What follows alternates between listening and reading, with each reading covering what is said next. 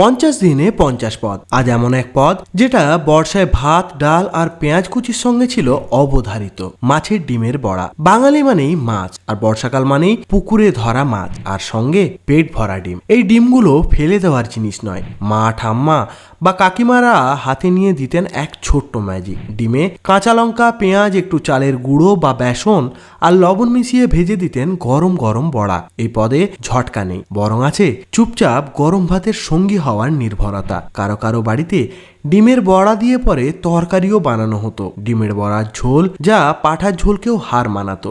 আজও বর্ষার দিনে যদি বাজারে মাছের ডিম মেলে, বাঙালি রাঁধুনি একবার হলেও বড়া ভাজে। এটা শুধু স্বাদের নয়, বরং ঋতুভিত্তিক রান্নার স্মারক। কাল আসছে রাজা ইলিশের আরেক রসালো রূপ, দই ইলিশ। সর্ষে ছাড়াও যে ইলিশ মনের রানী। ফলো করুন, শেয়ার করুন আর প্রতিদিন কামড়ে খুঁজে নিন বাঙালির গল্প। 50 দিনে 50 পদ।